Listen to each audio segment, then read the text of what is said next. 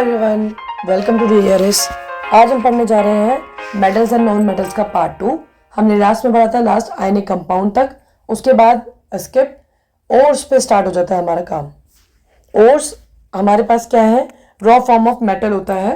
Ores हमें पाए जाते हैं, जैसे कि आप किसी हाइकिंग वगैरह पे गए, कहीं पे देखा आपने, तो वहाँ पे हमें ओर्स मिल जाते हैं जो कि धरती के अंदर की लेयर्स में पाए जाते हैं।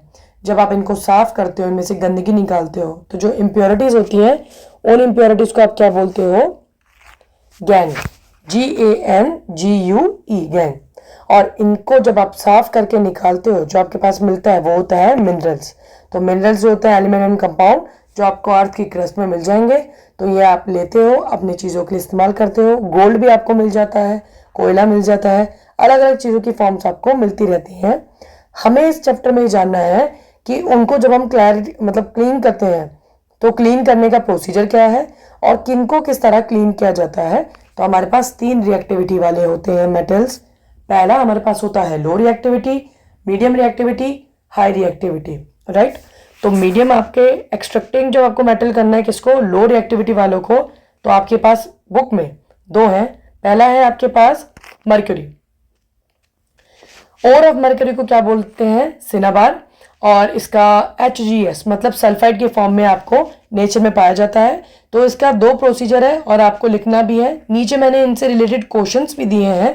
कभी कभी ये डायरेक्ट क्वेश्चंस पूछते हैं और कभी कभी इनडायरेक्ट। जैसे डायरेक्ट में सीधा ये पूछ लेंगे कि how can we extract mercury from its ore, which is very easy. आप सीधा लिखोगे, 2 ही क्वेश्चन लिखोगे, आपको आंसर मिल जाएगा। लेकिन जब कभी क्वेश्चन थोड़ा सा घुमा के पूछा जाता है, जैसे कि right the extraction of low reactivity series, तो आपको ध्यान देना है कि लो रिएक्टिविटी में आपके पास 2 हैं, तो आप उनमें से किसी एक को उठा के लिख सकते हो according to the given marks, कि कितने मार्क्स का क्वेश्चन पूछा गया है। तो इसमें आप पहले सल्फाइड लोगे, मर्क्यूरी सल्फाइड। मर्क्यूरी सल्फाइड में आप ऑक्सीजन को ऐड करोगे, मतलब उसको हीट करोगे, तो वो मर्क्यूरी ऑक्साइड और सल्फर डाइऑक्साइड में निकलेगा। सल्फर डाइऑक्साइड को आप हटा दोगे, फिर से मर्क्यूरी ऑक्साइड को आप लोगे और हीट करोगे।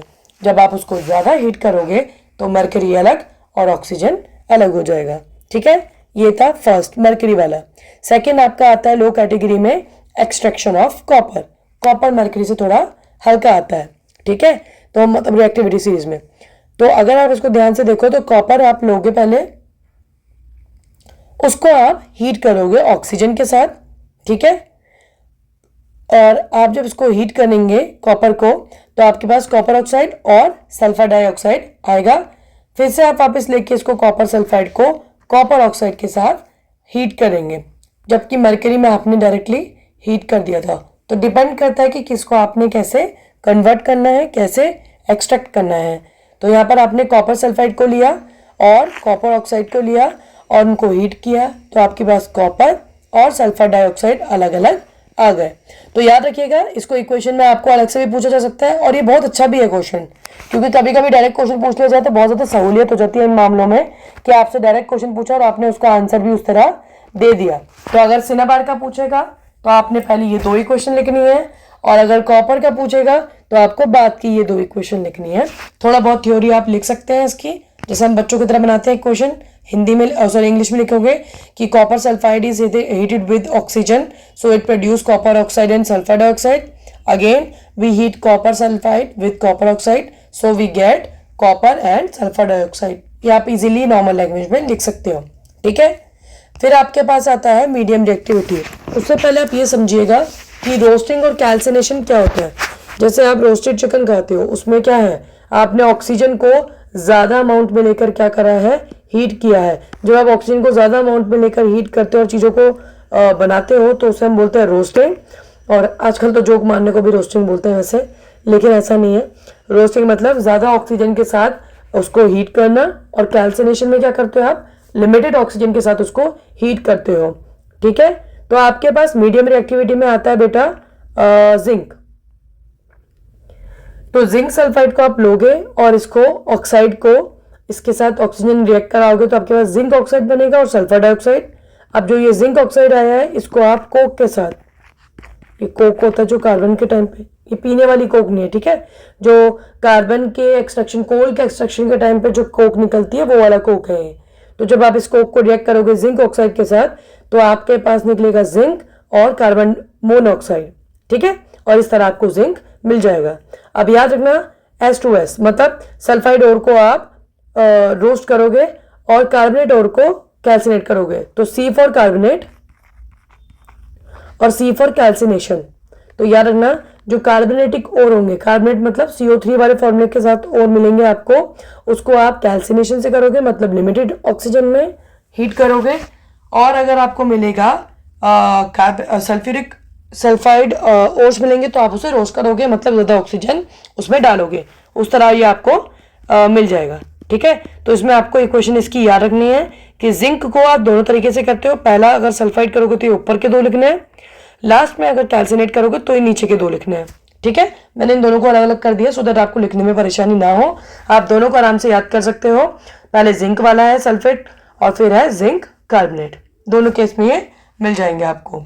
फिर आपके पास आता है manganese oxide reacting with aluminium. ये पेपर में आता है भैया, थर्माइट रिएक्शन। थर्माइट रिएक्शन क्या होता है, इतनी हीट प्रोड्यूस हो जाती है जब वेल्डिंग नहीं करते हैं जैसे रेलवे ट्रैक की वैसे वाला, तो इतनी ज़्यादा हीट प्रोड्यूस कर देता है कि वो इतना गला देता है मेटल की कि वो 2 ट्रैक को जोड़ लेता है। तो मैग्नीज ऑक्साइड आपका रिएक्ट जब एल्यूमिनियम के साथ करता है तो आपको निकलती है एल्यूमिनियम और हीट, इतनी हीट निकलती है कि आप उसको ट्रैक जोड़ने के लिए यूज कर लेते हो, ठीक है। तो ये ऊपर एक रिएक्शन है और नीचे एक रिएक्शन है। थर्मेट रिएक्शन रेलवे ट्रैक जोड़ने के लिए यूज होता है। इक्वेशन के लिए आप क्या लिखोगे, फेरिक ऑक्साइड मतलब iron oxide reacting with aluminium to give ferric and aluminium oxide. ये रिएक्शन हाईली एक्सोथर्मिक होता है मतलब हीट बहुत ज़्यादा बाहर निकलती है और इसीलिए इसको कलेक्ट करने के लिए यूज किया जाता है रेलवे ट्रैक। आई होप आपको समझ आ गया हो, बहुत इजी है और डायरेक्टली पूछा जाता है पेपर में। फिर अब आता है extraction of higher level metal. तो लो में हमने क्या कर लिया था, लो में हमने मरकरी का एग्जांपल देखा, ठीक है। मीडियम में हमने किसका, मरकरी और कॉपर का। मीडियम में हमने एग्जांपल देखा जिंक का, जिसका हमने कार्बोनेट वाला और भी अलग किया था और सल्फेट वाला भी। अब हम पढ़ रहे हैं हायर लेवल मेटल। तो ये भैया आप अलग करते हो इलेक्ट्रोलाइसिस से। इलेक्ट्रोलाइसिस का मतलब ही ये होता है जब आप इलेक्ट्रिसिटी को यूज करो और उसको अलग कर दो। तो आप कॉपर को भी इसमें यूज करते हो, ठीक है। अब इसमें लर्निंग पार्ट जो है आपका वो कहाँ है, आपको बुक में मिलेगा। कॉपर का डायग्राम बना है, उसके नीचे लिखा है पेज नंबर 52 पे नॉर्मल प्रोसीजर है जो आपको जैसे एग्जैक्टली लिखा है वैसे याद करना। मैंने इसमें मेंशन नहीं किया है लेकिन आप बुक में देखोगे तो आपको एक डायग्राम मिलेगा, उसमें जैसा लिखा है वैसे याद करना है। फिर भी मैं आपको बता देती हूँ होता क्या है। आप उसमें देखेंगे तो आपको एक बीकर मिलेगा, उसमें 2 रॉड मिलेंगी एनोड और कैथोड की, एक बैटरी मिलेगी और नीचे आपको कॉपर मिलेगा, ठीक है। तो वहाँ पर जब आप उसे हीट करोगे तो कॉपर का जो पार्ट होगा वो यहाँ पर कैथोड में चिपक जाएगा जिसकी वजह से प्योरीफाई हो जाएगा। जो गंदगी होगी वो नीचे एनोड मड बन के नीचे एनोड मड वो नीचे बन के आपकी चिपक जाएगी जिसकी वजह से आप उसे बाद में हटा सकते हो और आपको यहाँ पर क्या मिल जाएगा बच्चों, कॉपर। तो इसका डायग्राम और इसके बारे में थोड़ा सा डिटेल आएगा वो आप आराम से लिख सकते हो। Next we have corrosion.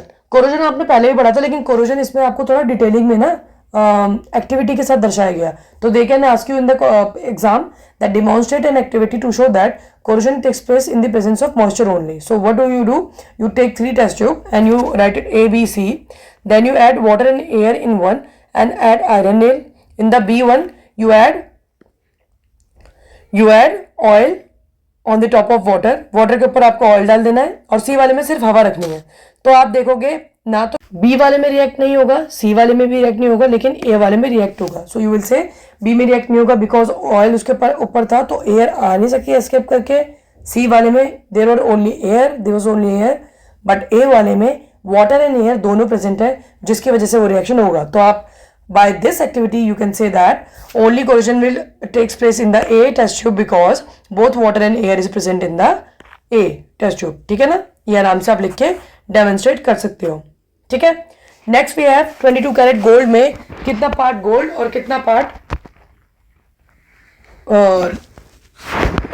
Gold होता है और कितना पार्ट होता है उसका। तो आप इसमें बोलोगे 22 पार्ट्स गोल्ड होता है, 22 पार्ट्स एलॉय होता है उसका, ठीक है। अलॉय में कैसे होगा, अलॉय जो होता है आपका मिक्सचर होता है दोनों का, तो आप नॉन मेटल मेटल किसी को मिक्स करके आप डाल सकते हो, जिसकी वजह से उसकी थोड़ी कॉस्ट थोड़ी हल्की चल जाती है। जैसे 18 कैरेट गोल्ड ना, तो उसमें 18 पार्ट्स गोल्ड है और कुछ पार्ट एलॉय है, ठीक है। प्रिवेंशन फ्रॉम कोरोजन, तो भैया ये बड़ा टॉपिक इजी है। कोरोजन से आप कैसे प्रिवेंट कर सकते हो? आपको ऑयल करवाना है, पेंट करवाना है, ग्रीसिंग कर सकते हो, गैल्वेनाइजेशन कर सकते हो, एनोडाइजिंग मैंने आपको पहले बताया था ना पार्ट 1 में। गैल्वेनाइजेशन होता है जब आप लेयर ऑफ जिंक ऐड करते हो, और एनोडाइजिंग होता है जब आप लेयर ऑफ एल्यूमिनियम को ऐड करते हो। एलॉयज क्या होते हैं बेटा? एलॉयज जो होते हैं वो मिक्सचर होता है मेटल या नॉन मेटल के, नॉन मेटल या नॉन मेटल के, मेटल या मेटल के। आप इसको करते क्यों? ताकि आपको अच्छे फीचर मिल सके। जैसे कि आपको फीचर चाहिए टिन का, लेकिन आपको चाहिए कि यार इसमें जंग भी लग जाता है, तो आप उसको कोटिंग कर दोगे दूसरे एलॉय से, जिससे क्या होगा, क्रोमियम से कर दोगे, तो वो क्या होगा, थोड़ा शाइनी हो जाएगा, राइट। तो यहाँ पर आपको एग्जाम में क्या करा जाता है, मैच द फॉलोइंग में इधर आपके right hand left hand side में लिखा होगा अलॉय और राइट हैंड साइड में लिखा होगा कंस्टिट्यूएंट, और पूछा होगा कि इनमें से मैच करने वाला कौन सा है, या फॉर द फॉलोइंग कौन सा वाला जो मैच हो सकता है, या फिर कौन सा वाला अवेलेबल है या नहीं है। तो आप इसमें देखोगे अलॉय स्टेनलेस स्टील का आपके पास बनेगा किससे? आयरन, कार्बन, निकल, क्रोमियम। ब्रास का किससे बनेगा? कॉपर, जिंक से। ब्रॉन्ज का किससे बनेगा? कॉपर, टिन से। और सोल्डर का किससे बनता है? लेड और टिन से। तो ये कुछ ऐसे आपके पास अलॉय हैं जो आप डेली बेस में यूज़ कर रहे हो और बहुत ज़्यादा यूज़ कर रहे हो, तो ये आपको लर्न कर लेने हैं विद दी सिंबल। क्या पता एग्जाम में सिंबल ही लिखा हो, आंसर ना लिखा हो, तो जैसा भी क्वेश्चन है you have to be prepare for the worst, ठीक है। तो बेटा यही था पूरा आपका chapter number 3 metals and non metals. Make sure आप इसको पूरा लर्न करें, इनके इक्वेशंस को ढंग से रिवाइज करें। एज मोर जितना आप इसको प्रैक्टिस करते रहोगे आपके दिमाग में उतनी क्लैरिटी आती रहेगी। For better result you can do कि आप एक टॉपिक लो इसका एक पन्ने का, उसको पहले अच्छे से पेज को लर्न कर लो, रिवाइज कर लो, and you will be done with this chapter. जब भी कभी एग्जाम हो, यूटी हो, प्री बोर्ड हो, इसको खोलो, रिवाइज करो, you are good to go. बाकी डायग्राम्स के लिए अपनी बुक में ज़रूर देखें, उसमें एक्शन ऑफ स्टीम या फिर इलेक्ट्रोलाइसिस इन सब के छोटे मोटे डायग्राम दे रखे हैं, उनको बनाना ना भूलें। That's it for this video. Thank you so much for watching. हम मिलते हैं नेक्स्ट वीडियो में। Thank you, bye bye.